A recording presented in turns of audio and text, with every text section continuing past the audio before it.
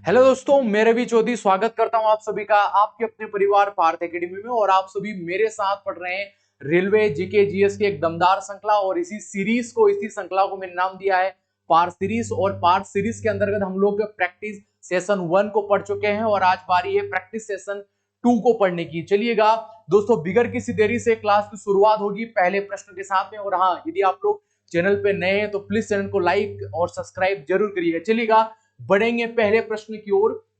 और जो पहला प्रश्न जो आज की क्लास का हम लोगों को यहाँ पर दे के रखा है, जो जो दे के रखा है कि गणित की एक फेमस हमें एक पुस्तक लीलावती के लेखक कौन है। हम लोगों से सवाल पूछा है कि एक गणित की एक फेमस हमें पुस्तक देखने को मिलती है जिसका नाम है लीलावती। लीलावती पुस्तक किस राइटर के द्वारा या किस लेखक के द्वारा यहाँ पर लिखी गई है। चार ऑप्शन आप लोगों को दे के रखे हैं, रामानुजन, कौटिल्य, अमर्त्य सेन या फिर भास्कराचार्य। तो आप सभी को याद होना चाहिए। यदि आप लोगों को सवाल पूछा है कि लीलावती कौन सी पुस्तक, लीलावती बुक किसके द्वारा लिखी गई है, तो लीलावती ये जो बुक है, ये जो गणित की बुक हमें देखने को मिलती है, भास्कराचार्य द्वितीय के द्वारा लिखी गई है। ये आप लोगों को यहाँ पर याद होना चाहिएगा। और वहीं पर भास्कराचार्य द्वितीय के द्वारा बीज गणित नामक एक यहाँ पे पुस्तक लिखी गई है। और वहीं पर अग्रगणित, कौन सा, अग्रगणित। तो ये तीन फेमस बुक हमें भास्कराचार्य द्वितीय की यहाँ पर देखने को मिलेगी। वहीं आप लोगों से यहाँ पर अमर्त्य सेन के बारे में पूछ सकता है। इनको यहाँ पर राजनीतिक विज्ञान में इन्हें क्या मिल चुका है, इन्हें 1998 में यानी 1998 में इन्हें यहाँ पर नोबेल प्राइज मिल चुका है। नोबेल प्राइज यानी पुरस्कार इन्हें यहाँ पर मिल चुका है। ये आप लोगों को यहाँ पर याद रखना होगा। हमारे सवाल का राइट आंसर में बिल्कुल ऑप्शन नंबर डी देखने को मिलेगा, यानी लीलावती जो बुक है वह भास्कराचार्य जी के द्वारा यहाँ पर लिखी गई है। ये आप लोगों को याद होना चाहिएगा। और वहीं पर यहाँ पर एक फेमस है हमारे भारत के ही व्यक्ति जिनका नाम है कौटिल्य साहब। और इन्हें आप सभी जानते हैं, इन्हें हम लोग विष्णुगुप्त के नाम से जानते हैं। किस नाम से जानेंगे, विष्णुगुप्त। और विष्णुगुप्त के द्वारा एक संस्कृत में एक पुस्तक लिखी गई है। संस्कृत में एक पुस्तक यहाँ पर लिखी गई है दोस्तों, जिसका नाम है यहाँ पर अर्थशास्त्र। कौन सी, अर्थशास्त्र। आप सभी जानते हैं, ये आप लोगों को यहाँ पर याद होना चाहिएगा। और अर्थशास्त्र जो पुस्तक में ये विष्णुगुप्त के द्वारा मौर्यकालीन मौर्य साम्राज्य संबंधित सप्तांग सिद्धांत का यहाँ पर हमें इस बुक में उल्लेख देखने को मिलेगा। तो आप लोगों से सवाल पूछ लेगा कि सप्तांग सिद्धांत हमें किस पुस्तक में यहाँ पर देखने को मिलेगा, तो यही विष्णुगुप्त की एक पुस्तक जिसका नाम है यहाँ पर अर्थशास्त्र में इस सप्तांग सिद्धांत का पहली बार उल्लेख देखने को मिलता है। ये आप लोगों को यहाँ पर याद होना चाहिएगा। और हम लोगों से बेसिकली जो सवाल पूछा था गणित की पुस्तक लीलावती के लेखक कौन है, तो भास्कराचार्य जी यहाँ पर लेखक माने जाते हैं। ऑप्शन नंबर डी हमारा बिल्कुल यहाँ पे राइट होने वाला है। चलिएगा बढ़ेंगे नेक्स्ट प्रश्न पर। और जो नेक्स्ट प्रश्न हमें क्या देख रखा है, नेक्स्ट प्रश्न हमें देख रखा है कि कबड्डी राज्य का आधिकारिक खेल नहीं है। कबड्डी किस राज्य का आधिकारिक हमें खेल नहीं देखने को मिलेगा। चार ऑप्शन हमें देखने को मिलेगा, राजस्थान, तमिलनाडु, तेलंगाना, पंजाब। तो ये पंजाब का आधिकारिक खेल हमें नहीं देखने को मिलेगा। और जिस प्रकार से ये सवालों का जो पैटर्न यहाँ पर चल रहा है, ऐसा ही पैटर्न आप लोगों को रेलवे की, चाहे वो रेलवे एनटीपीसी हो, रेलवे कांस्टेबल हो या रेलवे दरोगा भर्ती क्यों ना हो, ऐसा ही पैटर्न आप लोगों को वहां पर भी देखने को मिलेगा। अब देखिएगा, जब कबड्डी की बात हुई है, यदि आप लोगों से सवाल पूछ लेगा कि यहाँ पर प्रो ये कबड्डी लीग होती है भारत में, ये कबड्डी लीग जो भारत में इसका आयोजन होता है 2024 में किसके द्वारा यहाँ पर जीता गया था, तो आप लोगों को याद रखना है 2024 में जो विजेता रहा यहाँ पर जयपुर पिंक पैंथर। कौन रहा, जयपुर पिंक पैंथर यहाँ पर रही।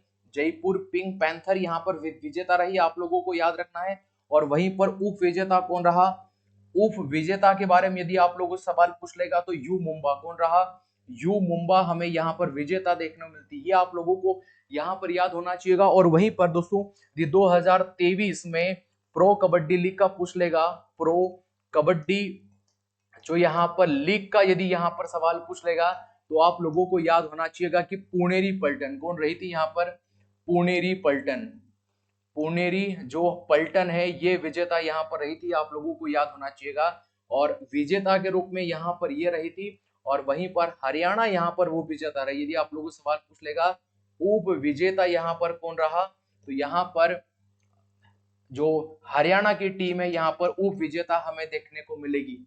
ठीक है, ये आप लोगों को यहाँ पर याद होना चाहिएगा। ठीक है, और इसी प्रो लीग का सर्वाधिक बार खिताब किसने जीता है, सर्वाधिक बार खिताब किसने जीता है, यदि आप लोगों से सवाल पूछ लेगा तो आपको बताना है Patna warriors. Patna warriors team ने सर्वाधिक बार इस लीग का खिताब जीता है और 3 बार इसने जीता है।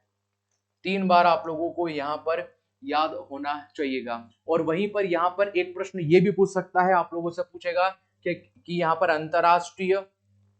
अंतरराष्ट्रीय ये कबड्डी का हेडक्वार्टर कहाँ पर है, कबड्डी मुख्यालय हमें कहाँ पर देखने को मिलेगा, मुख्यालय कहाँ पर देखने को मिलेगा, तो हमारे जयपुर में हमें यहाँ पर देखने को मिलेगा। ये सारा डाटा आप सभी को यहाँ पर याद होना चाहिएगा। ठीक है, तो ऑप्शन नंबर डी हमें बिल्कुल यहाँ पर देखने को मिलेगा, यानी इन तीनों राज्यों का हमें आधिकारिक ये खेल देखने को मिलेगा, जबकि पंजाब का हमें यहाँ पर नहीं देखने को मिलता है। चलिएगा बढ़ेंगे नेक्स्ट प्रश्न पर। और जो नेक्स्ट प्रश्न हमें यहाँ पर क्या देके रखा है, नेक्स्ट प्रश्न हम लोगों को यहाँ पर देके रखा है जॉर्ज लेमेत्रे संबंधित है।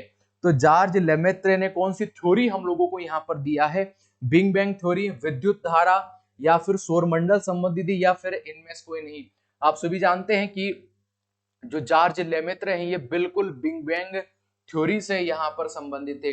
ये आप लोगों को यहाँ पर याद होना चाहिएगा। अब देखिएगा बिग बैंग थ्योरी है, देखिए बिग बैंग थ्योरी क्या बोलेगी, हम लोग यहीं पर आप लोगों को बताना का प्रयास करेंगे। देखिएगा आप लोगों को याद होना चाहिएगा कि नासा ने जब पहली बार 1925 में जब अपना यहाँ पर हब्बल टेलीस्कोप छोड़ा था, कौन सा telescope, Hubble telescope, Hubble telescope जब यहाँ पर अंतरिक्ष में नासा के द्वारा जब पहली बार भेजा गया था, तो नासा ने 1925 में ये बताया था कि ब्रह्मांड का क्या हो रहा है, ब्रह्मांड का हमें विस्तार देखने को मिलता है। ये सबसे पहले हमें हब्बल टेलीस्कोप ने यहाँ पर समझाया था। और यही हमें बिग बैंग थ्योरी भी यही बताती है कि इस ब्रह्मांड का निरंतर हमें क्या देखने को मिलता है, विस्तार देखने को मिलता है। ये बिग बैंग थ्योरी किसके द्वारा दिया गया था, तो जॉर्ज लेमेत्रे के द्वारा यह बिग बैंग थ्योरी यहाँ पर दिया गया हम लोगों को देखने को मिलेगा। और वहीं पर देखिएगा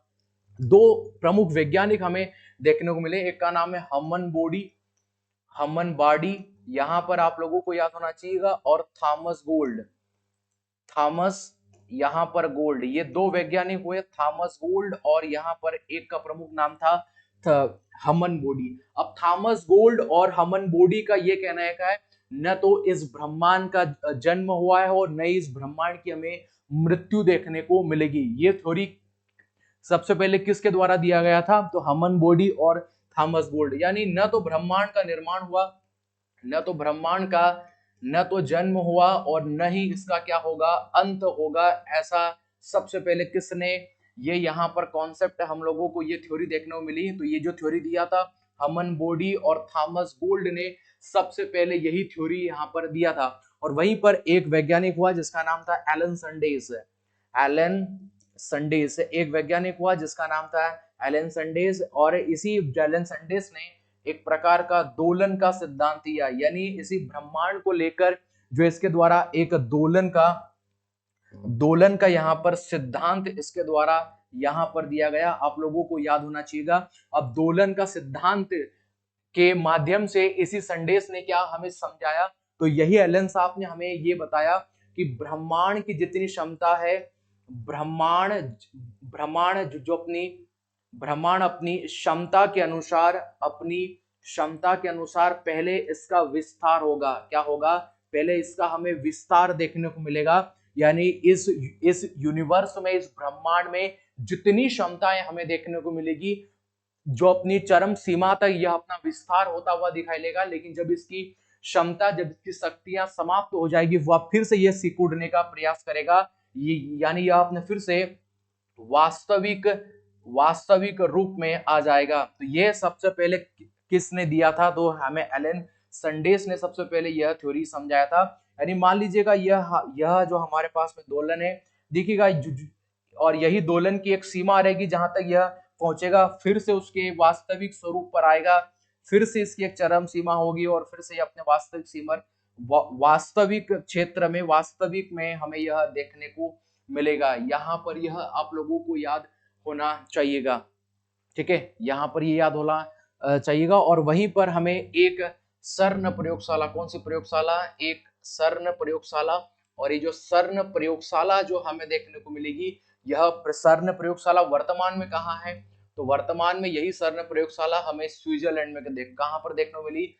स्विट्जरलैंड में हमें यह देखने को मिली। यदि आप लोगों से सवाल यदि पूछ लेगा कि वर्तमान में भौतिकी की सबसे बड़ी प्रयोगशाला हमें कहां पर देखने को मिली, तो यही सर्न प्रयोगशाला वर्तमान में भौतिकी की सबसे बड़ी हमें यहाँ पर प्रयोगशाला देखने को मिली। और इसी प्रयोगशाला का जब, यदि मैं आप लोगों से पूछ लूंगा कि इसकी स्थापना कब हुआ था, तो इसकी स्थापना हमें 1954 में यहाँ पर देखने को मिली। मैं क्यों बता रहा हूं आप सभी को सर्न प्रयोगशाला? ये इसलिए बता रहा हूं कि यही सर्न प्रयोगशाला में सबसे पहले, यानी इस पूरे ब्रह्मांड का सबसे छोटे पार्टिकल की खोज की गई है, सबसे छोटे पार्टिकल की यहाँ पर खोज की गई है। और इसी सर्न प्रयोगशाला के अंदर एक मशीन बनाई गई, और उस मशीन का नाम था LSC मशीन। और इस LSC मशीन में क्या किया गया था? सबसे पहले दो प्रोटॉन, P1 प्रोटॉन और P2 प्रोटॉन को जब टकराया गया, तो हमें एक नया पार्टिकल देखने को मिला। और जो वो नए पार्टिकल का हम लोगों ने यहाँ पर नाम रखा था, उसका नाम था यहाँ पर गोड पार्टिकल। क्या नाम था? गोड पार्टिकल, हमने उसे यहाँ पर नाम दिया था, आप लोगों को याद होना चाहिए। और इसी गोड पार्टिकल को हम हिंदी में हिग्स बोसान कण बोलते हैं। क्या बोलेंगे? हिग्स बोसान कण बोलते हैं। और ये जो प्रयोग प्रारंभ हुआ था, ये 2010 में प्रयोग प्रारंभ होता है, और 2012 में इसी ये जो सर्न प्रयोगशाला के द्वारा एक रिपोर्ट का प्रकाशन किया जाएगा। यानी जिस यूनिवर्स के बारे में, जिस ब्रह्मांड के बारे में आप सोचते हैं, इस यूनिवर्स का निर्माण इसी हिग्स बोसान कण के माध्यम से हुआ। अभी तक हमें यही यहाँ से जानकारियां प्राप्त होती है। चलिएगा, ऑप्शन नंबर बी, ए हमें सही होगा, यानी यही जॉर्ज लेमेत्रे के द्वारा बिग बैंग थ्योरी यहाँ पर दी गई थी। चलिएगा, बढ़ेंगे नेक्स्ट प्रश्न पर। और जो नेक्स्ट प्रश्न हमें यहाँ पर क्या देखने को मिलेगा? भारत की मुख्य पर्वत श्रेणियों में यह शामिल नहीं है। तो कौन भारत की प्रमुख श्रेणियों में यहाँ पर शामिल नहीं है? आप लोगों से यहाँ पे सवाल पूछा है। देखिएगा, विंध्य, हिंदकुश, या आपके अरावली, या सतपुड़ा। देखिएगा, आप लोगों को याद होना चाहिए कि सतपुड़ा तो हमें मध्य प्रदेश में देखने को मिलेगी, वहीं पर ये आपके अरावली पर्वत हमें राजस्थान में देखने को मिलेगा। हिंदुकुश श्रेणी के बारे में बता रहा हूं। और हमें विंध्य जो श्रेणियां, ये भी हमें मध्य प्रदेश में यहाँ पर देखने को मिलेगी। ये आप लोगों को यहाँ पर याद होना चाहिएगा। चलिएगा, देखो, हम लोग यहाँ तो नहीं समझ सकते, यहाँ पर हम लोग समझने का प्रयास करेंगे। देखिएगा, ये है हमारा प्यारा भारत, ये हमें प्यारा हमारा भारत देखने को मिलेगा। और इसी प्यारे भारत के अंतर्गत, देखिए, इसको सही तो, इसको लगभग ऐसा ही हम लोग बना सकते हैं। यहाँ पर श्रीलंका है,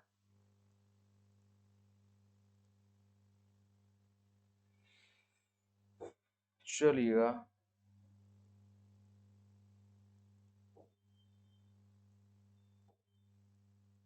देखिएगा, ये प्यारा भारत हमें यहाँ पर देखने को मिलेगा। और जो प्यारा भारत हमें यहाँ पर देखने को मिलेगा, इसी प्यारे भारत में हमें यहाँ से लगाकर, तो ये वाला पर्टिकुलर पूरा क्षेत्र था, इसमें हमें हिमालय पर्वतमाला, कौन सी पर्वतमाला?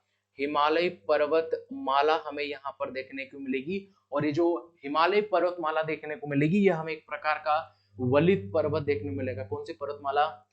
वलित पर्वतमाला हमें यहाँ पर देखने को मिली। तो आप लोगों से सवाल पूछ लिया जाएगा कि वर्तमान में ये जो हमारा हिमालय खड़ा हुआ है, ये किस प्रकार का पर्वत है?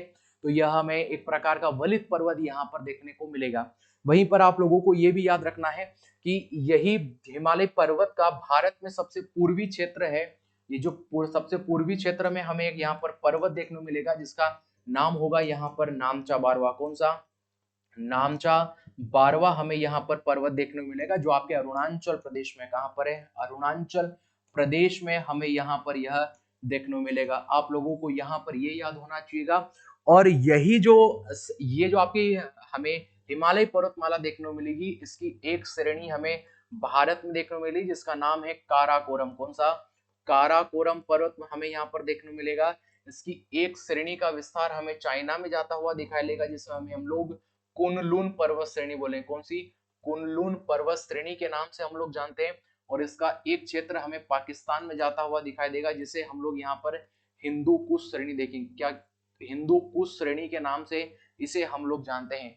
यह आप लोगों को यहाँ पर याद होना चाहिए था। और वहीं पर देखिएगा हमें जो एक प्रकार का विंध्य श्रेणी देख रखा था, तो यही हमें यहाँ पर विंध्य श्रेणी देखने को मिलेगी। और देखिए ये हमें यहाँ पर विंध्य श्रेणी देखने को मिलेगी। विंध्य श्रेणी हमें मुख्यतः हमें ये मध्य प्रदेश में देखने को मिलेगी। और इसी विंध्य श्रेणी के नीचे जो ये वाला क्षेत्र है नीचे, यही हमें यहाँ पर सतपुड़ा पर्वतमाला। कौन सी पर्वतमाला? सतपुड़ा पर्वतमाला हमें यहाँ पर, ये भी हमें मध्य प्रदेश में ही यहाँ पर देखने को मिलेगी। और यही पूरे मध्य प्रदेश की सबसे हाईएस्ट पीक हमें यहाँ पर माउंट धूपगढ़, धूपगढ़ चोटी हमें यहाँ पर देखने को मिलेगी।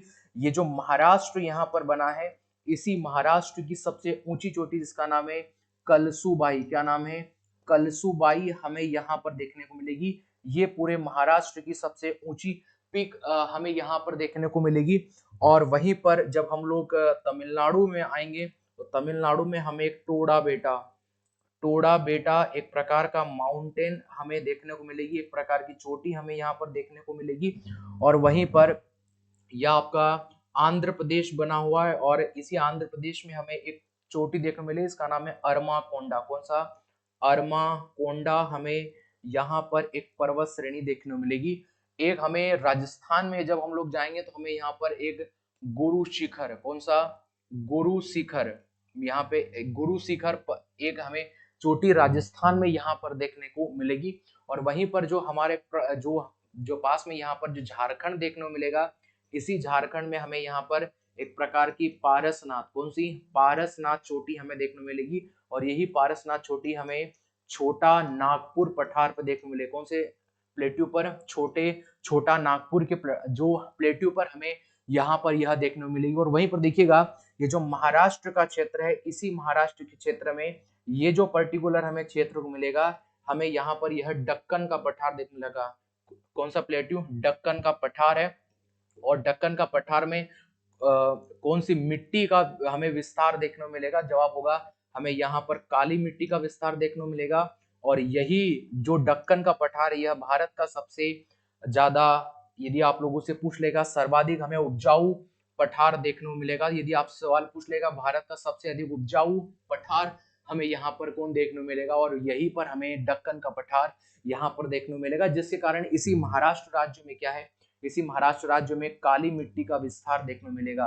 काली मिट्टी का जो हमें विस्तार सेकंड नंबर पर यहाँ पर देखने को मिलेगा। पहला नंबर पर हमें जो यहाँ पर जो मध्य प्रदेश में यहाँ पर देखने को मिलती है काली मिट्टी। और वहीं पर जब हम लोगों ने इसी भारत को बनाया, देखिएगा एक मिनट आप लोग यहाँ पे देखिएगा, ये है हमारा प्यारा भारत। मैं यहाँ पे बना देता हूँ, ये है हमारा प्यारा भारत।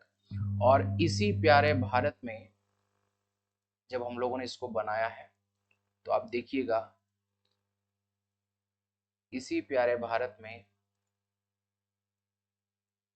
जो है यहां से लगाकर तो यहां तक हमें एक प्रकार की हिमालय पर्वतमाला देखने को मिलेगी। हिमालय पर्वतमाला यहां से यहां तक हमें देखने को मिलेगी। और वहीं पर आप लोग याद करिएगा जब ये हिमालय पर्वतमाला जब म्यांमार में प्रवेश करेगी, कहां पर? म्यांमार में प्रवेश करेगी, तो हम लोग यही पर्वत जो माला की एक श्रेणी हमें म्यांमार में देखने को मिलेगी। और इस श्रेणी का क्या नाम देखने को मिलेगा? ये पर्टिकुलर जो श्रेणी इसका नाम है अराक युमा। कौन सी पर्वतमाला? अराक युमा पर्वतमाला हमें यहाँ पर ये देखने को मिलेगी, जो एक प्रकार की श्रेणी का क्रम यहाँ पर हमें देखने को मिलेगी। और जो वर्तमान में हमें हमारे इसी यही हमें बंगाल की खाड़ी में जो हमें दो द्वीप देखने को मिले, इसका नाम है अंडमान व निकोबार द्वीप समूह। तो अंडमान निकोबार द्वीप समूह इसी हमें ये जो म्यांमार में फैली हुई जाराक युमा का पर्वत श्रेणी का भाग देखने को मिलते हैं। ये भी आप लोगों को यहाँ पर याद होना चाहिए। और देखिए हम लोगों से प्रश्न यहाँ पर क्या पूछ लिया था कि भारत की मुख्य पर्वत श्रेणी में कौन शामिल नहीं है, तो हिंदू कुश यहाँ पर शामिल नहीं है। आप लोगों को याद होना चाहिए सतपुड़ा पर्वतमाला और ये जो विंध्य पर्वतमाला एक प्रकार का हमें यहाँ पर ब्लॉक पर्वत का उदाहरण देखने को मिलेगा, ब्लॉक पर्वतमाला का उदाहरण देखने को मिलेगा। और ये जो हमारी अरावली पर्वतमाला ये हमें एक प्रकार की अवशिष्ट पर्वतमाला, कौन सी पर्वतमाला, अवशिष्ट पर्वतमाला हमें यहाँ पर यह देखने को मिलती है। ठीक है, ऑप्शन नंबर बी के साथ जाएंगे, एक्यूरेट हमें यहाँ पर देखने को मिलेगा। चलिएगा बढ़ते हैं नेक्स्ट प्रश्न पर। और जो नेक्स्ट प्रश्न हमें यहाँ पर क्या देख रखा है, और इतना आप लोगों को यहाँ पे नोट कर लेना है, कौन सा उपन्यास ये आपका अंतरराष्ट्रीय बुकर पुरस्कार के लिए चयनित होने वाला पहला हिंदी यहाँ पर उपन्यास बना है। तो यह हाल ही में कौन बना है, क्या बुक ऑफ रेचल टाम्ब ऑफ सेड लिया द ब्लैक होल। तो ये जो बना है टाम्ब ऑफ सेंड, और इसको किसने लिखा है, यही जो टाम्ब ऑफ जो हमें यहाँ पर सेंड देखने को मिलेगा, इसको किसके द्वारा लिखा गया है, तो जवाब होगा गीतांजलि श्री के द्वारा यह लिखा गया। आप लोगों को याद होना चाहिएगा। और वहीं पर सवाल पूछेगा यदि बुकर पुरस्कार की शुरुआत कब से हुई थी, बुकर पुरस्कार की शुरुआत कब से होती है, 1969 से होती है। पहले भारतीय कौन थे, यदि सवाल पूछेगा कि पहले भारतीय कौन थे जिनको यह दिया गया, तो जो नाम होगा वी.एस. नायपाल। कौन थे, वी.एस. नायपाल को दिया गया। और वहीं पर पहली महिला कौन थी, पहली महिला यहाँ पर कौन शामिल थी, तो आप लोगों को याद होना चाहिएगा अरुंधति राय को यहाँ पर सबसे पहले महिला के क्षेत्र में दिया गया है। तो यह जो बुकर पुरस्कार हमें देखने को मिलेगा, पहले भारतीय थे जिनका नाम था वी.एस. नायपाल, पहली महिला थी अरुंधति राय। और हिंदी के क्षेत्र में हिंदी उपन्यास के लिए टॉम्ब ऑफ सेंड बना है। ये आप लोगों को यहाँ पर याद होना चाहिए। यदि आप लोगों से सवाल पूछ लेगा कि इसकी स्थापना कब हुआ था, तो 1969 में हमें इसकी स्थापना यहाँ पर देखने को मिलती है। चलिएगा, गलत नहीं होना चाहिए एग्जाम में। चलिएगा बढ़ेंगे नेक्स्ट प्रश्न पर। और नेक्स्ट प्रश्न सवाल देख रखा है, हाल ही में 69वें फिल्म फेयर पुरस्कार 2024 में सर्वश्रेष्ठ फिल्म का पुरस्कार किसको मिला। ठीक है, यहाँ पर यह आप लोगों से सवाल पूछा है। अब देखिएगा जो 69वें हम लोगों से यहाँ पर फिल्म फेयर पुरस्कार पूछा है, फिल्म फेयर पुरस्कार जो हम लोगों से यहाँ पे पूछा है, फिल्म पुरस्कार 2024 हम लोगों से यहाँ पे यदि सवाल पूछा है, तो सर्वश्रेष्ठ फिल्म कौन चुनी गई है, हमें सर्वश्रेष्ठ फिल्म यहाँ पर कौन चुनी गई है, तो आप लोगों को याद होना चाहिए हाल ही में फेमस हुई थी 12th फेल यहाँ पर मूवी चुनी गई है।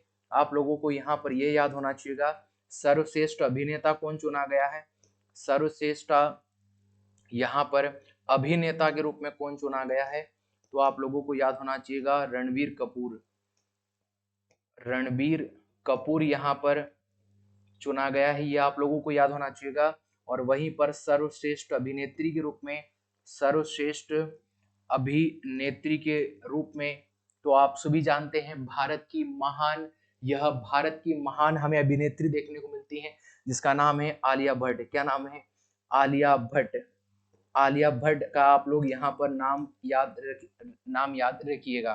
ठीक है, तो सर्वश्रेष्ठ फिल्म कौन चुनी गई है, 12th फेल यहाँ पर चुनी गई है। ये आप लोगों को यहाँ पर याद होना चाहिएगा।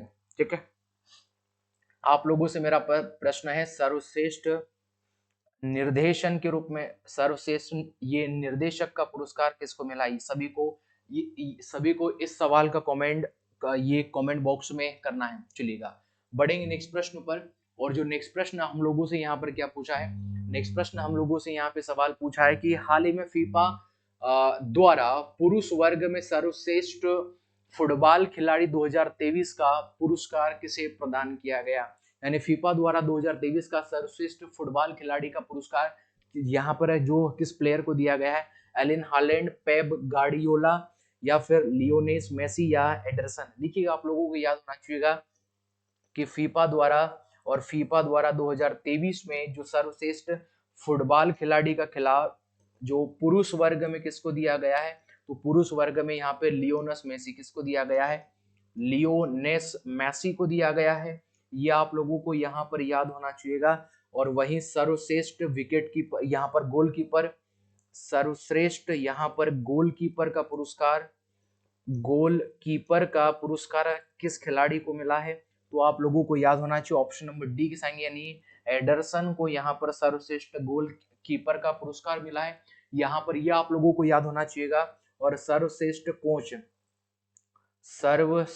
कोच का पुरस्कार किसे मिला है, तो ये जो मिला है जिसका नाम है पेप गार्डियोला, इसका नाम है पेप यहाँ पर गार्डियोला। यहाँ पर ये आप लोगों को याद होना चाहिएगा। 3 पुरस्कार आप लोगों को यहाँ पर याद होना चाहिएगा। पहला फीफा पुरस्कार में पुरुष वर्ग में जो किस्सा मिला, यह भी जो पुरुष वर्ग में सर्वश्रेष्ठ गोलकीपर का पुरस्कार आप एडरसन को दिया गया। और वहीं पर सर्वश्रेष्ठ कोच पेप गार्डियोला को यहाँ पर हमें देखने को मिलेगा। तो हमारे सवाल का बिल्कुल राइट आंसर होगा लियोन मेसी को हाल ही में फीफा के द्वारा पुरुष वर्ग में सर्वश्रेष्ठ फुटबॉल खिलाड़ी का अवार्ड यहाँ पर दिया गया है। चलिएगा बढ़ेंगे नेक्स्ट प्रश्न पर। और जो नेक्स्ट प्रश्न हमें यहाँ पर क्या देखने को मिलेगा, प्रत्येक वर्ष विश्व मृदा दिवस, हम लोगों से सवाल पूछा है कि मृदा दिवस हम लोग कब सेलिब्रेट कर रहे हैं, 2 दिसंबर, 3 दिसंबर, 4 दिसंबर, 5 दिसंबर या फिर और तो ऑप्शन में है नहीं। तो आप सभी को याद होना चाहिए कि 1 दिसंबर को हम लोग क्या सेलिब्रेट करते हैं, विश्व एड्स दिवस। क्या मनाते हैं, विश्व एड्स दिवस हम लोग मनाते हैं। ये आप लोगों को यहाँ पर याद होना चाहिएगा। 5 दिसंबर हम लोग यहाँ पर क्या सेलिब्रेट करते हैं, तो आप लोगों को याद होना चाहिएगा 5 दिसंबर को हम लोग यहाँ पर विश्व मृदा दिवस, कौन सा, विश्व मृदा दिवस हम लोग यहाँ पर सेलिब्रेट करते हैं। ये आप लोगों को यहाँ पर याद होना चाहिएगा। और वहीं पर 6 दिसंबर को हम विश्व यहाँ पर 6 दिसंबर के दिन क्या सेलिब्रेट कर रहे हैं, तो याद होगा कि हम लोग यहाँ पर मैत्री दिवस, कौन सा, मैत्री दिवस हम लोग यहाँ पर सेलिब्रेट कर रहे हैं। ये आप लोगों को यहाँ पर याद होना चाहिएगा। ठीक है, ऑप्शन हमें क्या देख राइट आंसर निकलेगा, हम लोग डी पे जाएंगे। 5 दिसंबर को विश्व मृदा दिवस हमें यहाँ पर देखने को मिलेगा। ठीक है, और वहीं पर अंतरराष्ट्रीय मानवाधिकार दिवस 10 दिसंबर को लिख लो। 10 दिसंबर को मानवाधिकार दिवस हमें यहाँ पर देखने को मिलता है। ठीक है, बाकी भी हम लोग पढ़ लेंगे, लेकिन अभी तो हम लोग 4 ही यहाँ पे याद रखो। ठीक है, चलिएगा बढ़ेंगे नेक्स्ट प्रश्न पर। और जो नेक्स्ट प्रश्न हमें यहाँ पर क्या देख रखा है, नेक्स्ट प्रश्न हमें यहाँ पर देख रखा है, निम्नलिखित में से किस समूह के ग्रहों के चारों तरफ हमें वलय या फिर छल्ले देखने को मिलते हैं। तो एक प्रकार के जो वलय आप लोगों ने देखा होगा हमें यूनिवर्स में कौन से ग्रहों के चारों तरफ देखने को मिलेंगे, शनि शुक्र मंगल या शनि बृहस्पति। हमें जो यहाँ पे जो देखने को मिलेगा ये आपका अरुण, शनि वरुण मंगल या शनि शुक्रवार या वरुण। तो साइड राइट आंसर होगा कि शनि ग्रह, बृहस्पति ग्रह और अरुण ग्रह पे हमें यहाँ पर वलय चारों तरफ देखने को मिलेंगे। ठीक है, देखो अब यहाँ पर क्या होगा, आप लोगों को याद होना चाहिएगा कि इसके साथ में देखो मैं आप लोगों को बता देता हूँ। देखो यहाँ पर यदि हमें यहाँ पर सूर्य देखने को मिलेगा, यहाँ पर हमें सूर्य देखने को मिलेगा, सूर्य के बाद में हमें यहाँ पर एक ग्रह देखने को मिलेगा, इसका नाम है बुध। बुध के बाद हमें यहाँ पर देखने को मिलेगा, इसका नाम हम लोग बोलेंगे शुक्र ग्रह हम लोग नाम देंगे। इसी के साथ हमें यहाँ पर पृथ्वी देखने को मिलेगी। पृथ्वी के बाद हमें सबसे बड़ा ग्रह, इसका नाम हम लोग नाम देंगे बृहस्पति। हमें बृहस्पति ग्रह देखने को मिलेगा।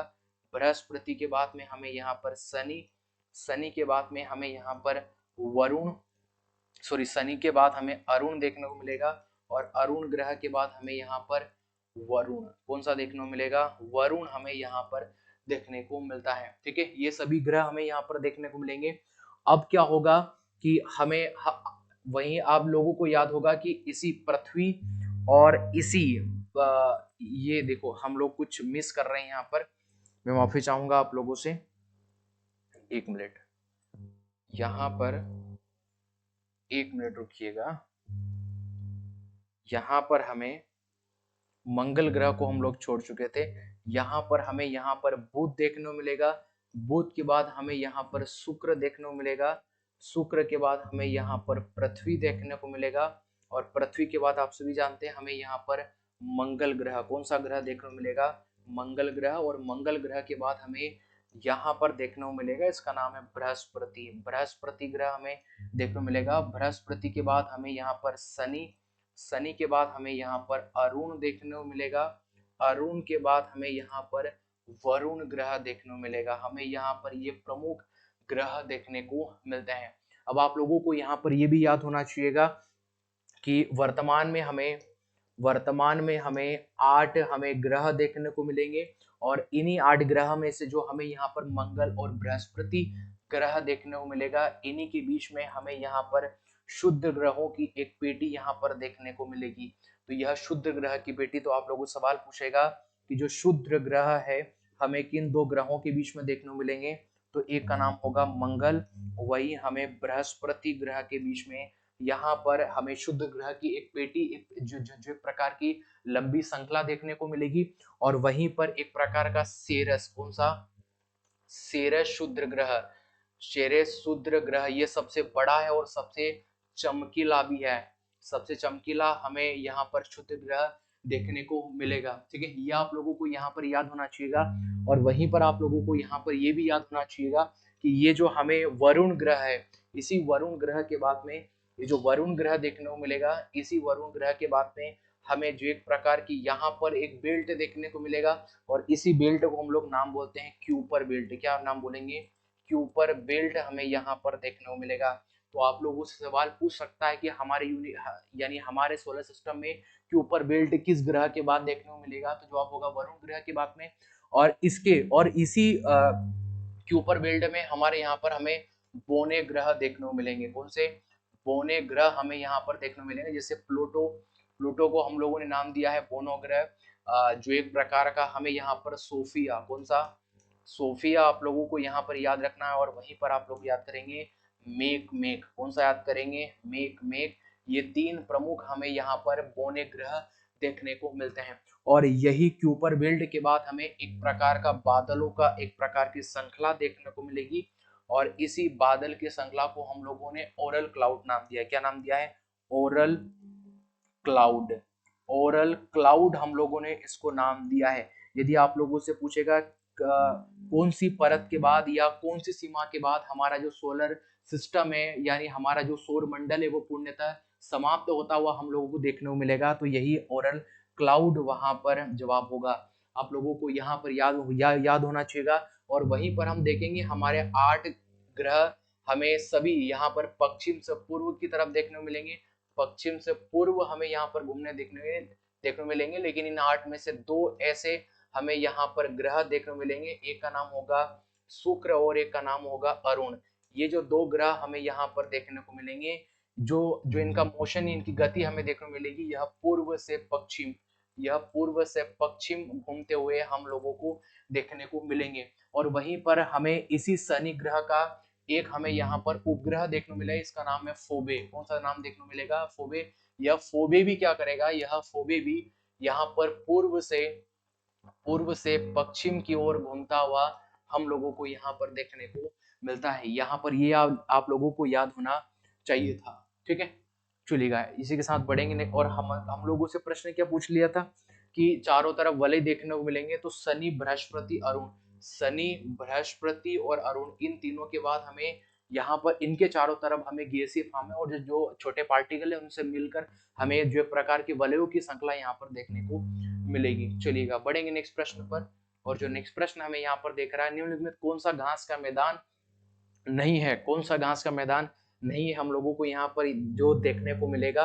देखिएगा सवाना, फेनी, प्रेरी, स्टेपी, आप सभी जानते हैं कि घास का मैदान हमें फेनी यहाँ पर नहीं देखने को मिलेगा, ये आप लोगों को यहाँ पर याद होना चाहिए। देखिएगा वहीं पर आप लोगों को यहाँ पर याद होना चाहिए, ये जो प्रेरी घास का मैदान है, प्रेरी घास का मैदान हमें मुख्यतः नॉर्थ अमेरिका में देखने को मिलेगा। कहाँ पर, नॉर्थ अमेरिका, यानी हम लोगों को आपके उत्तरी अमेरिका में हमें यहाँ पर देखने को मिलेगा, ये आप लोगों को याद होना चाहिए। और वहीं पर आप लोगों को यहाँ पर सवाल पूछ लेगा कि पंपास, पंपास घास का मैदान, पंपास घास का मैदान और ये सवाना, पंपास घास का मैदान और सवाना घास के मैदान हमें कहाँ पर देखने को मिलेंगे? तो यह हमें दक्षिण अमेरिका महाद्वीप में, कहाँ पर? दक्षिण अमेरिका महाद्वीप में हमें यहाँ पर देखने को मिलेंगे। यह आप लोगों को यहाँ पर याद होना चाहिएगा। और वहीं पर ये जो आप लोगों का हमें स्टेपी घास के मैदान देखने को मिलते हैं, स्टेपी घास के मैदान हमें यूरोप व एशिया में देखने को मिलेंगे, यूरोप व एशिया में हमें यह घास के मैदान देखने को मिलेंगे। और वहीं पर डाउन्स घास के मैदान, कौन से घास के मैदान? डाउन्स घास के मैदान जो हमें देखने को मिलेंगे, यही डाउन्स घास के मैदान हमें ऑस्ट्रेलिया में देखने को मिलेंगे। कहाँ पर? ऑस्ट्रेलिया में हमें यहाँ पर यह देखने को मिलते हैं। यह आप लोगों को यहाँ पर याद होना चाहिए। और वहीं पर भारत में भी कुछ प्रकार के फेमस हमें घास के मैदान देखने को मिलते हैं। जैसे कौन कौन से देखने को मिलेंगे? देखो आप लोगों से सवाल पूछ लेगा कि बन्नी घास के मैदान, कौन से?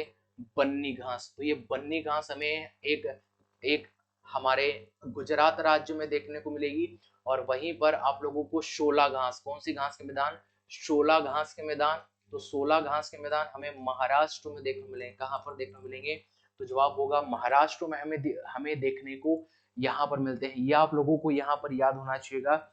और वहीं पर हमें सोनमर्ग, कौन सा? सोनमर्ग, सोनमर्ग के बाद गुलमर्ग, गुलमर्ग ये घास के मैदान, हम ये भी एक प्रकार के घास के मैदान है। और यह घास के मैदान हमें कहाँ पर देखने को मिलेंगे?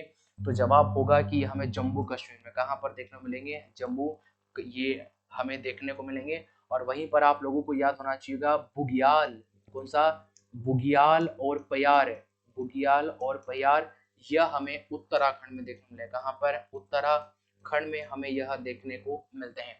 देखो ये जो एक प्रकार के भारतीय घास की श्रृंखला देखने को मिलती है, भारतीय घास जो मुख्यतः भारत में इनका विस्तार हमें देखने को मिलता है। हम लोगों से पूछा था कौन सा घास का मैदान नहीं है? सवाना भी देखने को मिलेगा, प्रेरी घास के मैदान देखने को मिलेंगे और हमें स्ट्रिप घास के मैदान, लेकिन फेन हमें यहाँ पर घास के मैदान देखने को नहीं मिलते हैं। ये आप लोगों को यहाँ पर याद होना चाहिए था। चलिएगा बढ़ेंगे नेक्स्ट प्रश्न पर। देखो रेलवे का पैटर्न बिल्कुल हम जो पढ़ रहे हैं इसी तरीके से और इतना ही रेलवे का पैटर्न या लेवल भी हमें देखने को मिलता है। चलिएगा बढ़ेंगे नेक्स्ट प्रश्न पर। और जो नेक्स्ट प्रश्न हमें देख रखा है कि when is world ozone day celebrate, यानी विश्व यहाँ पर ओजोन दिवस कब मनाते हैं? 15 जनवरी को, 16 दिसंबर को, 16 सितंबर को या 25 अप्रैल को हम लोग सेलिब्रेट कर रहे हैं। तो आप लोगों को याद होना चाहिएगा कि हम लोग 16 सितंबर को क्या मनाते हैं? हम लोग यहाँ पर पहली बार हम लोगों ने ओजोन डे को सेलिब्रेट किया था। ठीक है, यहाँ पर यदि आप लोगों से सवाल पूछ लेगा ओजोन को किससे नापा जाता है, तो इसकी यूनिट होती है, इसका नाम है डाप्सन। डाप्सन से हम लोग इसको नापते हैं। 16 सितंबर और 1987 में मॉन्ट्रियल में एक सम्मेलन देखने को मिलेगा जिसे हम लोगों ने ओजोन परत के संरक्षण के लिए, यानी इसमें हमें छेद होता हुआ जो जो देखने को मिलेगा, इसके लिए हमें एक मॉन्ट्रियल शहर में, और यह कनाडा में पड़ेगा, यहाँ पर पहली बार हम लोगों ने ओजोन परत के लिए एक प्रकार की बैठक की थी। और वो बैठक 16 सितंबर और हमें 16 सितंबर और हमें 1987 में देखने को मिलती है। इसलिए 16 सितंबर को हम विश्व ओजोन परत दिवस के रूप में सेलिब्रेट करते हैं। और भी कुछ फेमस है जो आप लोगों को याद होना चाहिए। देखिए हम एक प्रकार का 1971 में हमें एक प्रकार का यहाँ पर कौन सा सम्मेलन देखने को मिलेगा? देखो 1971 में हमें एक प्रकार का यहाँ पर रामसर सम्मेलन, कौन सा सम्मेलन? रामसर सम्मेलन। और ये जो रामसर सम्मेलन हुआ था ये ईरान में हुआ था। कहाँ पर हुआ था? ईरान में हुआ था। और यह भूमि सुधार में हुआ था। किसके लिए? भूमि सुधार के लिए हमें यहाँ पर ये देखने को मिलेगा। इसके बाद में 1972 में एक प्रकार का हमें स्टॉकहोम सम्मेलन, कौन सा? स्टॉकहोम सम्मेलन देखने को मिलेगा और यह स्वीडन में हुआ। कहाँ पर हुआ था? तो जवाब होगा कि यह हमें स्वीडन में देखने को मिलेगा। कि किस लिए हुआ था? तो यह पर्यावरण के सुधार के लिए, पर्यावरण के सुधार के लिए हमें यहाँ पर यह देखने को मिलता है। यह आप लोगों को याद होना चाहिए। और वहीं पर 1987 में हमें एक प्रकार का मॉन्ट्रियल सम्मेलन, कौन सा सम्मेलन? मॉन्ट्रियल सम्मेलन देखने को मिलेगा, कनाडा में देखने को मिलेगा। और इसे O3 मतलब ओजोन परत के संरक्षण के लिए इसको यहाँ पर किया गया था। और वहीं पर 1992 में हमें एक प्रकार का पृथ्वी सम्मेलन, कौन सा सम्मेलन? हमें पृथ्वी सम्मेलन यहाँ पर देखने को मिलेगा। और ये जो पृथ्वी सम्मेलन है, आप लोगों को सवाल पूछ लेगा कि पृथ्वी सम्मेलन हमें कहाँ पर देखने को मिलेगा, तो पृथ्वी सम्मेलन आप लोगों का जवाब होगा हमें रियो डी जेनेरियो। कहाँ पर? Rio de Janeiro. Rio de Janeiro में हमें यहाँ पर देखने को मिलेगा, और यह मुख्य रूप से ब्राजील का एक शहर माना जाता है। ठीक है, और ये किस लिए हुआ था? जवाब होगा कि जलवायु परिवर्तन के लिए, जलवायु परिवर्तन के लिए यहाँ पर हुआ था। और ग्रीन हाउस गैसों को रोकने के लिए हम लोगों ने 2005 में एक क्योटो प्रोटोकॉल किया। कौन सा प्रोटोकॉल? क्योटो प्रोटोकॉल यहाँ पर किया। सवाल पूछ लेगा क्योटो प्रोटोकॉल किससे संबंधित है? ग्रीन हाउस गैस से। और इसको कब किया था? तो 2005 में हम लोगों ने इस सम्मेलन को यहाँ पर किया था। चलेगा, यानी हम लोगों से सवाल पूछा था ओजोन डे कब सेलिब्रेट कर रहे हैं, तो 16 सितंबर को हम लोग ओजोन डे यहाँ पर सेलिब्रेट कर रहे हैं। चलेगा, बढ़ेंगे नेक्स्ट प्रश्न पर। और जो नेक्स्ट प्रश्न हमें यहाँ पर क्या देखने मिलेगा? भारत के संविधान के अनुसार राज्यसभा का पदेन सभापति कौन होता है? नो डाउट आप सभी जानते हैं, राज्यसभा का जो पदेन सभापति होता है वही हमें उपराष्ट्रपति यहाँ पर देखने को मिलते हैं। ठीक है, बेहद सरल प्रश्न था। देखो, एक टफ एक सिंपल प्रश्न आप लोगों से रेलवे में यही प्रकार से आप लोगों को देखने को मिलेगा। धौली गंगा व अलकनंदा का कौन सा प्रयाग बनाती है? देव प्रयाग, कर्ण प्रयाग, या फिर विष्णु प्रयाग, या फिर रुद्र प्रयाग हमें देखने को मिलेगा। तो धौली गंगा और अलकनंदा, तो ये देव प्रयाग, तो ये हमें विष्णु प्रयाग बनाती हैं। ऑप्शन नंबर सी बिल्कुल इस सवाल का राइट आंसर हमें यहाँ पर देखने को मिलेगा। और किस प्रकार से देखने को मिलेगा देखिएगा, आप सभी जानते हैं कि हमें यहाँ पर एक गंगोत्री ग्लेशियर, कौन सा? हमें उत्तराखंड में एक गंगोत्री ग्लेशियर देखने को मिलेगा। और इसी गंगोत्री ग्लेशियर से यहाँ पर, और ये हमें उत्तराखंड में देखने को मिलेगा। हमें उत्तराखंड में यहाँ से हमें एक प्रकार की भागीरथी रिवर देखने को मिलेगी। कौन सी रिवर है ये? इसका नाम हम लोगों ने दिया था भागीरथी नदी। एक प्रकार से भागीरथी रिवर यह है। और यही हमें जो उत्तराखंड में एक प्रकार का संतोपद ग्लेशियर, कौन सा ग्लेशियर? संतोपद ग्लेशियर जो देखने को मिलेगा। इसी संतोपद ग्लेशियर से हमें यहाँ पर एक रिवर निकलती हुई, देखिए रिवर बहती हुई हम लोगों को देखने को मिलती है। इसका नाम है अलकनंदा। कौन सी रिवर है ये? अलकनंदा। अलकनंदा यहाँ पर रिवर हमें यहाँ पर देखने को मिलेगी। और ये जो भागीरथी रिवर जो हम लोगों को यहाँ पर देखने को मिलेगी, और ये जो अलकनंदा रिवर है, इन दोनों का जो संगम होता है इसे हम लोग देव प्रयाग के नाम से जानते हैं। किस प्रयाग के नाम से? देव प्रयाग के नाम से जानेंगे। और यहीं से एक रिवर का ओरिजिन होगा, और ये रिवर आपके अलकनंदा रिवर में मिलेगी। इसका नाम है धौली गंगा। कौन सी गंगा? धौली गंगा के नाम से इसे हम लोग जानते हैं। और इस पे जो संगम बनता है उसे हम लोग विष्णु प्रयाग के नाम से जानेंगे। किस नाम से जानेंगे? विष्णु प्रयाग के नाम से जानेंगे। और यहीं पर एक और रिवर इसके अंदर आकर प्रवेश करेगी, जिसका नाम है नंदाकिनी रिवर। कौन सी रिवर? नंदाकिनी रिवर हमें जाकर मिलेगी। और जो यहाँ पर संगम बनेगा उसे हम लोग नंद प्रयाग के नाम जानेंगे। कौन सा प्रयाग? नंद प्रयाग। यानी आपके अलकनंदा और नंदाकिनी रिवर के संगम को हम लोगों ने किस नाम से जाना है? तो हम लोगों ने नंद प्रयाग के नाम से जाना है। आप लोगों को यहाँ पर याद होना चाहिएगा। और एक प्रकार की और रिवर यहाँ पर आके मिलेगी, इसका नाम है पिंडर रिवर। कौन सी रिवर? पिंडर नदी हमें यहाँ पर देखने को मिलेगी। और इसके संगम को हम लोगों ने यहाँ पर कर्ण प्रयाग नाम दिया। क्या क्या नाम दिया है? कर्ण प्रयाग हमें यहाँ पर नाम देखने को मिलेगा। ठीक है, इसके बाद बीचों बीच से हमें एक मंदाकिनी रिवर, कौन सी रिवर? मंदाकिनी रिवर निकलती हुई दिखेगी।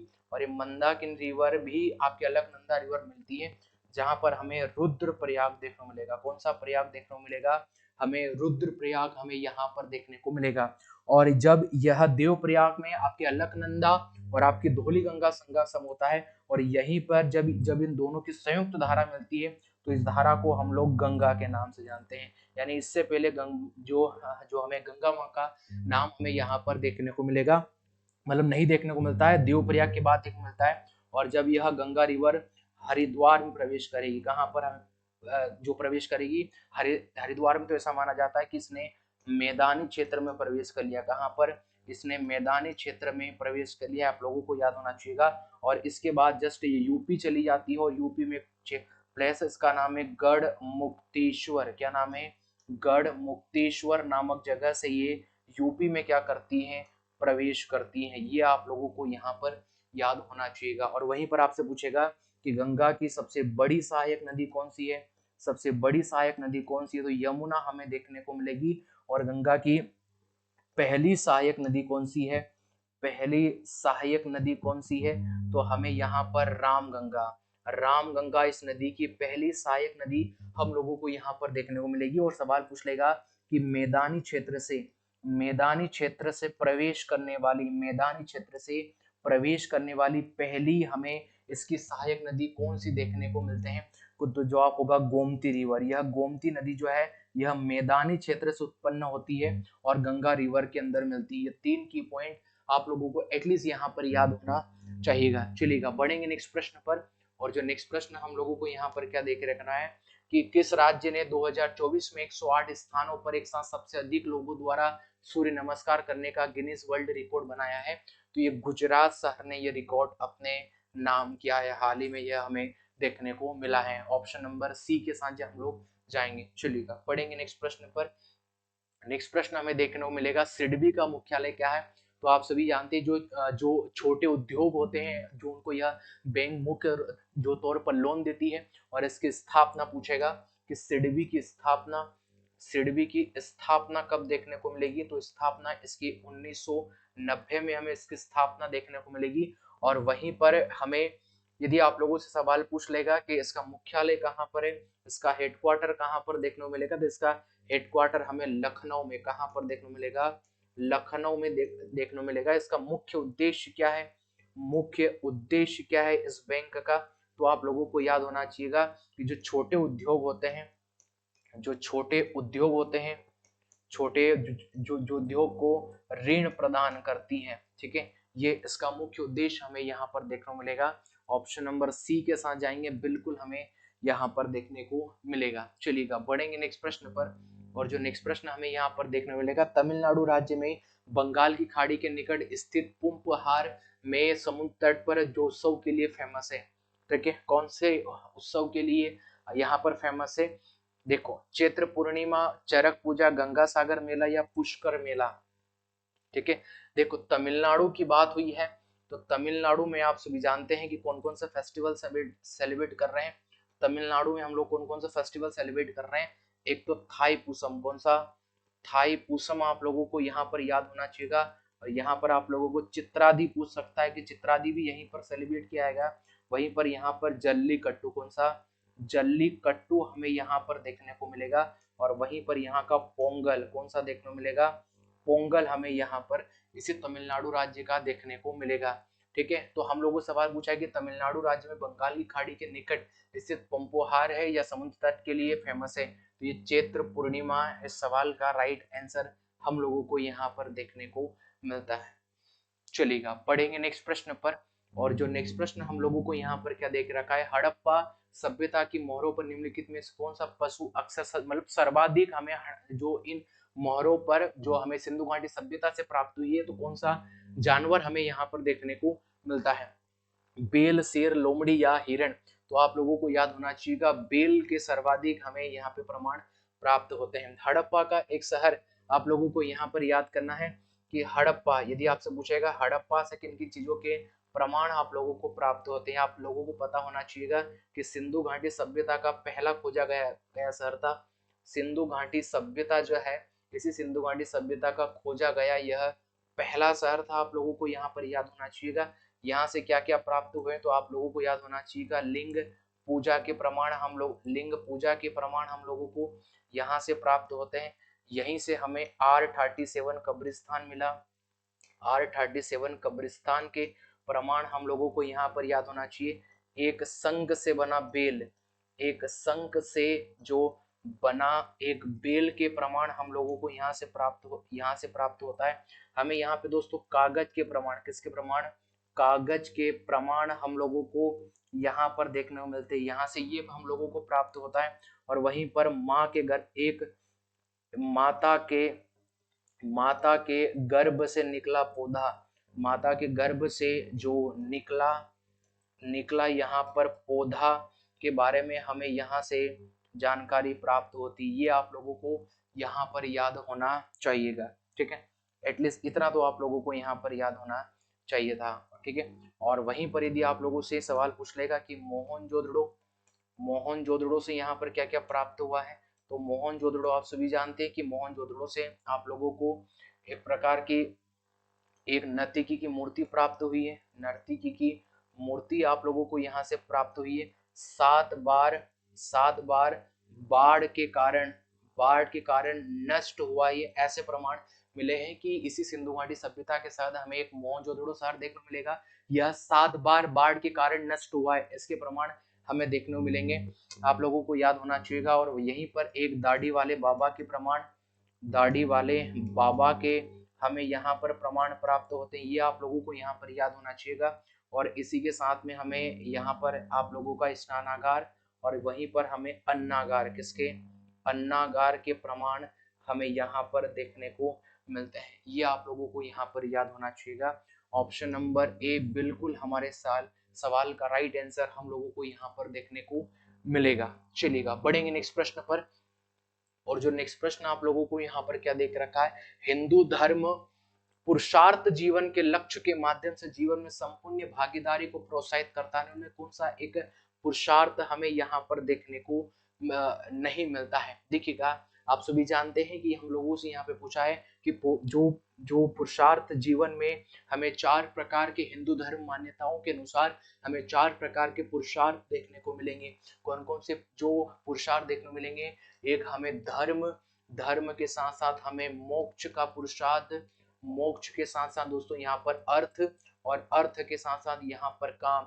यह 4 प्रकार के पुरुषार्थ हमें यहाँ पर देखने को मिलते हैं, लेकिन हमें सत्व प्रकार का कि जो किसी प्रकार का पुरुषार्थ यहाँ पर देखने को नहीं मिलता है। यही हमारा राइट आंसर यहाँ पर होना चाहिएगा। चलिएगा बढ़ेंगे नेक्स्ट प्रश्न पर। और जो नेक्स्ट प्रश्न हमें देख रखा है कि बुल और बियर शब्द किसके लिए प्रयोग किए जाते हैं? ठीक है, बुल और बियर आप लोगों को यहाँ पर सवाल देख रखा है। ओवरड्राफ्ट, चुंगी, या फिर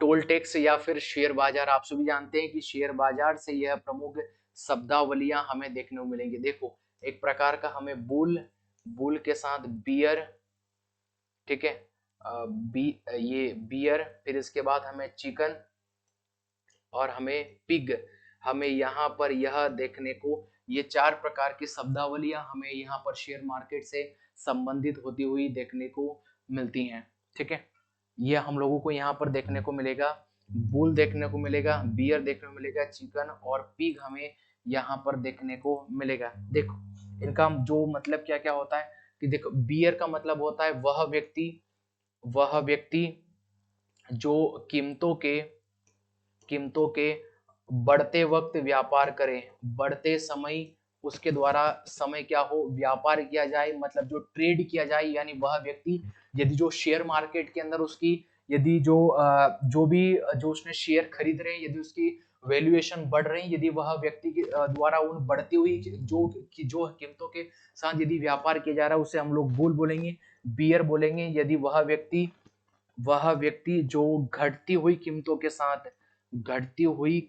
के साथ जो व्यापार करे, जो ट्रेड करे, उसे हम लोग यहाँ पर नाम देंगे। और चिकन का मतलब ये होता है कि शेयर मार्केट में जो व्यक्ति शेयर मार्केट में ट्रेड करने से यानी व्यापार करने से जो डरता है, यानी जो डरपोक व्यक्ति होता है, जो शेयर मार्केट का जो डरपोक व्यक्ति होता है, उसे हम लोग यहाँ पर चिकन बोलेंगे। पीक मतलब क्या होता है, जो साहसी व्यक्ति होता है, जो साहसी और जो जोखम लेता है, मतलब ट्रेड करने में शेयर मार्केट में जो जोखम लेता है, उसके लिए यहाँ पर पीक शब्द का प्रयोग किया जाता है। यह आप लोगों को यहाँ पर याद होना चाहिए था। चलेगा बढ़ेंगे नेक्स्ट प्रश्न पर। G7 शिखर सम्मेलन 2024 निम्नलिखित में किस स्थान पर आयोजित हुआ? तो कौन से स्थान पर यहाँ पर आयोजित हमें देखने को मिलेगा? और G7 के बारे में आप लोगों को सवाल पूछा है कि 2024 का इसका आयोजन कहाँ पर हुआ? तो इटली में इसका आयोजन हमें यहाँ पर देखने को मिलता है। ऑप्शन नंबर बी बिल्कुल हमारे सवाल का राइट आंसर होगा। और वहीं पर जो G7 की बैठक 2023 में कहां पर देखने को मिली? तो 2023 में हमें यह बैठक जापान में देखने को मिली थी, जापान में हुआ था। और वहीं पर ये जो G7 है यह 2025 में कहां पर होगा? तो कनाडा में इसका आयोजन किया जाना है। ये आप लोगों को एटलीस्ट G7 के बारे में यहाँ पर याद होना चाहिए था। चलिएगा बढ़ेंगे नेक्स्ट प्रश्न पर। और जो नेक्स्ट प्रश्न हमें क्या देखने को मिलेगा, भारत के पक्ष में शिक्षा एवं अंग्रेजी भाषा शुरू करने के लिए वकालत किसने की थी, किसके द्वारा किया गया था। आप लोगों से यहाँ पे सवाल पूछा है, बाल गंगाधर तिलक, राजा राम राय या गोपाल कृष्ण गोखले। दोनों ऑप्शन एक हो गए। सवाल का बिल्कुल राइट आंसर देखने को मिलेगा राजा राम मोहन राय। देखिएगा, राजा राम मोहन राय के बारे में पूछेगा, राजा राम मोहन राय। और राजा राम मोहन राय को हम लोग जो आधुनिक भारत का अग्रदूत, आधुनिक भारत का अग्रदूत कहा जाता है। आप लोगों को यहाँ पर याद होना चाहिएगा। और इन्हें यहाँ पर पत्रकारिता का इन्हें अग्रदूत कहा जाता है। यहाँ पर ये आप लोगों को याद होना चाहिए। यदि सवाल पूछ लेगा कि जो पत्रकारिता का अग्रदूत किसके को कहा जाता है, तो ये राजा राम मोहन राय को कहा जाता है, क्योंकि इनकी फेमस एक बुक हमें देखने को मिले जिसका नाम है संवाद कौमुदी।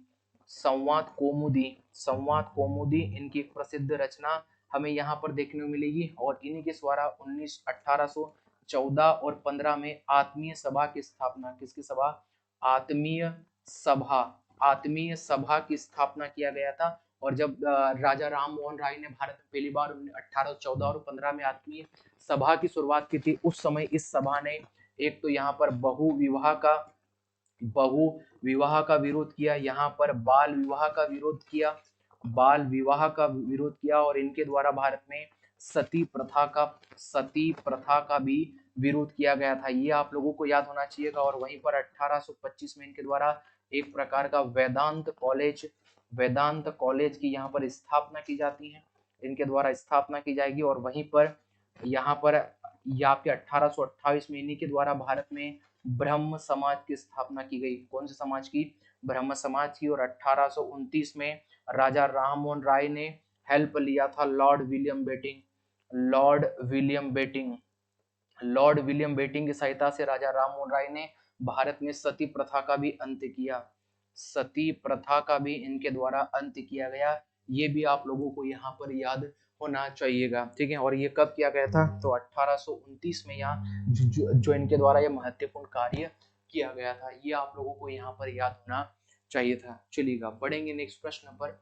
और जो नेक्स्ट प्रश्न हम लोगों को यहाँ पर क्या देख रखा है, सुभाष चंद्र बोस ये आपके 1939 में त्रिपुरी अधिवेशन में गांधी जी के आपके उम्मीदवार को हराकर पुनः भारतीय राष्ट्रीय कांग्रेस आईएनसी के अध्यक्ष चुने गए थे। आप सभी जानते हैं कि जो सुभाष चंद्र बोस यहाँ पर 1938 में सबसे पहले हरिपुर अधिवेशन में, जब हरिपुर अधिवेशन लगा था, तो हरिपुर जो अधिवेशन में कांग्रेस के अध्यक्ष बने थे। और वहीं पर 1939 में जो त्रिपुरी अधिवेशन देखने को मिलेगा, इसी त्रिपुरी अधिवेशन में हमें ये अध्यक्ष बनते हुए देखेंगे। तो जो इन्होंने महात्मा गांधी के उम्मीदवार पट्टाभी सितार मैया को हराया था, ये आप लोगों को यहाँ पर याद होना चाहिए था, ठीक है। चलेगा, पढ़ेंगे नेक्स्ट प्रश्न पर। और जो नेक्स्ट प्रश्न हम लोगों को यहाँ पर क्या देखने को मिलेगा, भारतीय संविधान के इनमें से किस अनुच्छेद में नए राज्यों के गठन, सीमाओं में फेरबदल आदि के संबंध में वर्णन हमें यहाँ पर देखने को मिलता है, ठीक है। देखिएगा, कुछ प्रमुख जो आप लोगों को आर्टिकल यहाँ पर याद होना चाहिएगा, ठीक है। यहाँ पर आप लोगों को याद होना चाहिएगा, आर्टिकल 1 के तहत हम लोगों को यहाँ पर क्या देख रखा है, तो यहाँ पर देख रखा है इंडिया अर्थात यहाँ पर भारत राज्यों का संघ होगा। कौन सा संघ होगा, राज्यों का संघ होगा, हमें यहाँ पर देखने को मिलेगा। और वहीं पर आर्टिकल 2 में हमें क्या देखने को मिलेगा, यहाँ पर नए राज्यों का गठन। कौन सा, यहाँ पर नए राज्यों का गठन हमें यहाँ पर देखने को मिलता है, नए राज्यों का गठन देखने को मिलेगा। उसके बाद में आर्टिकल 3 में हम लोगों को यहाँ पर क्या देखने को मिलेगा, उनकी सीमाओं में परिवर्तन होता हुआ हम लोगों को देखने को मिलेगा, या उनके नाम में परिवर्तन, यदि वो किस प्रकार के नाम में परिवर्तन की इच्छा चाहते हैं, तो ये हमें यहाँ पर देखना मिलेगा। और यदि आप लोगों से सवाल दे दिया जाएगा कि निम्नलिखित में से कौन सा भारतीय आर्टिकल सबसे बड़ा माना जाता है, तो ये आर्टिकल 1 है। ये सबसे बड़ा हमने अनुच्छेद भारतीय संविधान का यहाँ पर देखने को मिलता है। ये आप लोगों को यहाँ पर याद होना चाहिए था। चलिएगा, बढ़ेंगे नेक्स्ट प्रश्न पर। और जो नेक्स्ट प्रश्न हम लोगों को यहाँ पर क्या देखने को मिलेगा कि भारत के संविधान का कौन सा अनुच्छेद राज्यपाल की नियुक्ति से संबंधित है। आर्टिकल 143, 148, 149 या 155। तो आप लोगों को याद होना चाहिएगा कि आर्टिकल 153 के तहत जो राज्यपाल सभी राज्यों का एक राज्यपाल होगा, सभी राज्यों का एक राज्यपाल होता है। वहीं पर आर्टिकल 154 के तहत उसकी कार्यपालिका की शक्ति होती है, उसके पास में कार्यपालिका की जो शक्ति होती है वो महामहिम राज्यपाल के पास होती है। और वहीं पर आर्टिकल 155 में क्या दे के रखा है, उसके जो राज्यपाल की नियुक्ति की जाएगी, राज्यपाल की नियुक्ति की प्रक्रिया हमें यहाँ पर देखने को मिलेगी। और इसी के साथ में आर्टिकल 159 के तहत राज्यपाल की शपथ का प्रावधान है।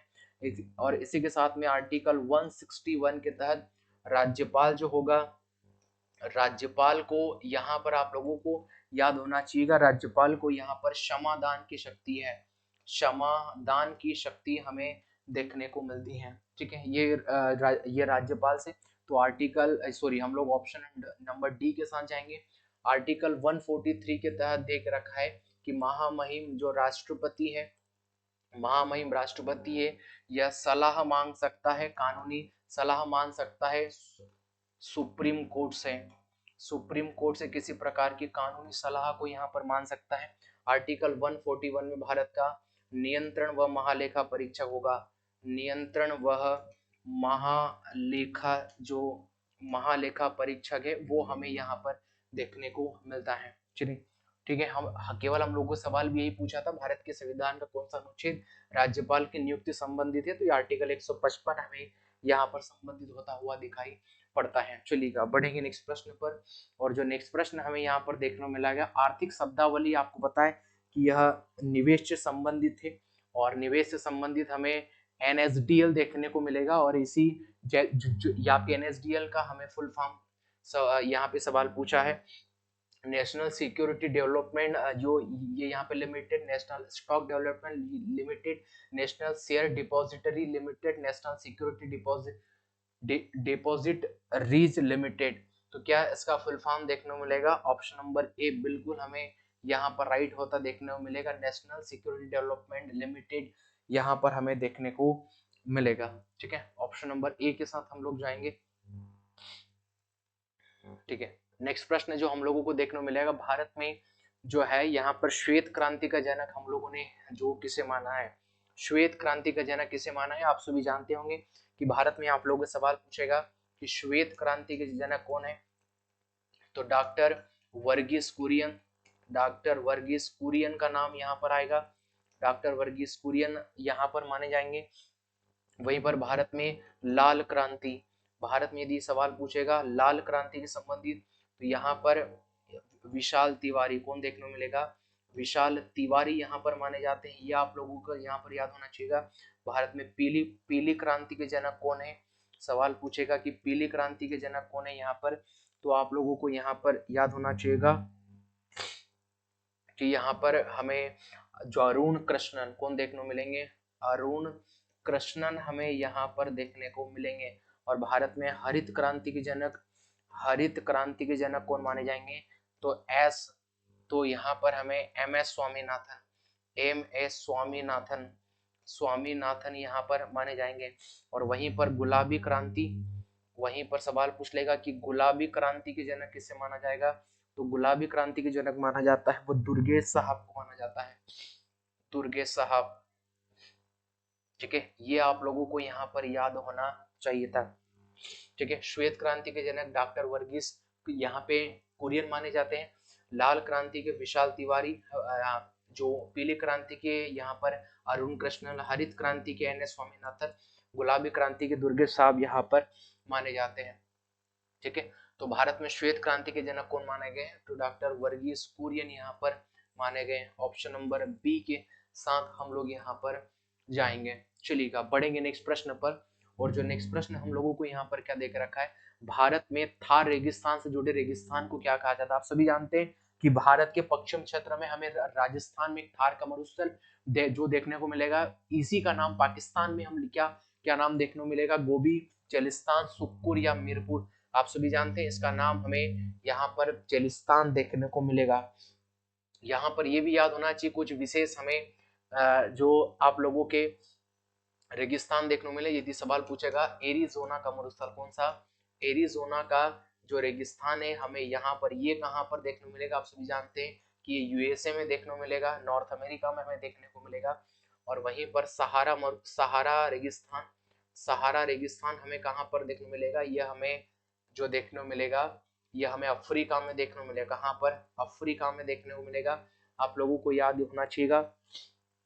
और वहीं पर आटा कामा का मरुस्थल कौन सा? आटा कामा का मरुस्थल यह हमें चिली नामक देश में देखने को मिलेगा। और वहीं पर यदि हम लोगों से सवाल पूछ लेगा कि काला हरी का मरुस्थल कौन सा?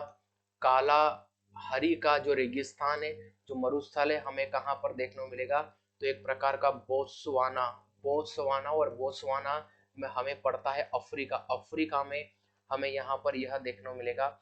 और वहीं पर तकला माकन का जो मरुस्थल है ये कहाँ पर देखने को मिलेगा? ये चीन में देखने को मिलेगा। इसके साथ एक प्रकार का गोबी का मरुस्थल, तो गोबी का मरुस्थल हमें कहाँ पर देखने को मिलेगा? यह हमें मंगोलिया, कहाँ पर देखने को मिलेगा? मंगोलिया में देखने को मिलेगा। यदि आप लोगों को सवाल पूछ लेगा कि या आप लोगों को सवाल पूछ लेगा विश्व का सबसे बड़ा मरुस्थल कौन सा होगा, तो ये सहारा मरुस्थल सबसे बड़ा है। और आपके एशिया का सबसे बड़ा मरुस्थल कौन सा होगा? तो हमें गोबी का मरुस्थल यहाँ पर देखने को मिलेगा। अभी हम लोगों ने बताया कि थार का मरुस्थल जो है ये तो हमें भारत में ही देखने को मिलेगा। मुख्यतः भारत में इसका फैलाव हमें यहाँ पर देखने को मिलता है। और फिर इसी के साथ में यदि आपसे पूछेगा ग्रेट विक्टोरिया कौन सा मरुस्थल? ग्रेट विक्टोरिया का मरुस्थल। इसके साथ में आप लोगों से सवाल पूछेगा कि ग्रेट सेंडी का मरुस्थल। इसके साथ में ग्रेट यहाँ पर ग्रेट सिम्सन का मरुस्थल।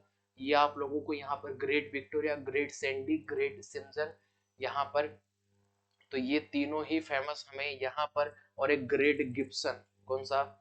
ग्रेट गिब्सन का मरुस्थल। ये चारों ही मरुस्थल हमें मुख्यतः ऑस्ट्रेलिया में देखने को मिलेंगे। कहाँ पर? ऑस्ट्रेलिया में हमें यहाँ पर यह देखने को मिलते हैं। ये आप लोगों को यहाँ पर याद होना चाहिए था। चलिएगा बढ़ेंगे नेक्स्ट प्रश्न पर। और नेक्स्ट प्रश्न हमें यहाँ पर क्या देख रखा है कि प्रतिष्ठित गोल्डन मैन जो यहाँ पर पर्यावरण पुरस्कार 2024 किसे मिला है? पान मून। मैं माफी चाहूंगा ये चारों ही ऑप्शन यहाँ पर जो जो गलत दे के रखे हैं। दो जो गोल्ड मैन ये जो पर्यावरण पुरस्कार आलोक कुमार को दिया गया है। किसको? आलोक कुमार को यहाँ पर दिया गया है। ये आप लोगों को यहाँ पर याद होना चाहिए था। ये ऑप्शन गलत दे के रखे हैं, ऑप्शन गलत हो गए यहाँ पर। ठीक है, एटलीस्ट ये आप लोगों को यहाँ पर याद होना चाहिए था। ठीक है, चलिएगा बढ़ेंगे नेक्स्ट प्रश्न पर। नेक्स्ट प्रश्न हम लोगों को दे के रखा है यहाँ पर कि आप लोगों को जो क्वेश्चन नंबर 30 और आज क्लास का यह अंतिम प्रश्न होगा। और देखिएगा जो आप लोगों को प्रश्न देख रखा है क्या ये आप ऐतिहासिक दृष्टिकोण से प्रसिद्ध कालसी स्थान का संबंध किस शासक से मिलेगा? बृहदत्त या आपके जो यहाँ पर अशोक, चंद्रगुप्त मौर्य या इनमें से कोई नहीं। तो यह किससे संबंधित होता हुआ हम लोगों को यहाँ पर देखने को मिलेगा? चंद्रगुप्त मौर्य से संबंधित होता हुआ दिखाई पड़ेगा। क्योंकि आप सभी जानते हैं कि हम लोगों ने प्रमुख रूप से हमें 8 शिलालेख यहाँ पर शिलालेख हमें ये सम्राट अशोक के समय काल में देखने को मिलेंगे। लेकिन माफी चाहूंगा उससे पहले ये जो हमें यहाँ पर देखने को मिलेगा यह चंद्रगुप्त मौर्य से नहीं बल्कि ये सम्राट अशोक से संबंधित होता हुआ हमें देखने को मिलेगा। देखो एक शहबाजगढ़ी हमें एक बृहद शिलालेख देखने को मिलेगा। और एक मानसेहरा, ये दो शिलालेख हमें वर्तमान पाकिस्तान में सम्राट अशोक के देखने को मिलेंगे। और वहीं पर आप लोगों को सवाल पूछेगा यहाँ पर कालसी कौन सा? कालसी के बाद यहाँ पे सवाल पूछेगा कि सोपारा कौन सा? सोपारा के बाद में धौली है ये, और एक प्रकार का गिरनार, कहाँ पर, गिरनार। गिरनार के बाद में रेगुड़ी, कौन सा, रेगुड़ी, ठीक है, रेगुड़ी हमें देखने को मिलेगा। एक कालसी हमें देखने को मिलेगा, एक सोपारा एक कालसी हमें देखने को मिलेगा, एक सोपारा देखने को मिलेगा, धौली देखने को मिलेगा, गिरनार देखने को मिलेगा, और रेगुड़ी हमें एक और है भारत में जो एटलीस्ट मुझे अभी यहाँ पर याद नहीं आ रहा है, मैं जो उसके लिए माफी चाहूंगा, वो हम मुझे यहाँ पर याद नहीं आ रहा, वो भी आप लोगों को यहाँ पर याद होना चाहिए था। आठ आठ वृहद शिलालेख, 8 वृहद शिलालेख हमें यहाँ से प्राप्त हुए हैं। शिलालेख सम्राट अशोक के समयकाल से हमें देखने को मिलेगा, इसी कारण इन्होंने यहाँ पर दिया है कि कालसी का संबंध किससे है, तो ये सम्राट अशोक से यहाँ पर संबंधित होता हुआ हम लोगों को देखने को मिलेगा। दोस्तों आज की क्लास में इतना ही, हम लोग मिलते हैं नेक्स्ट वीडियो में।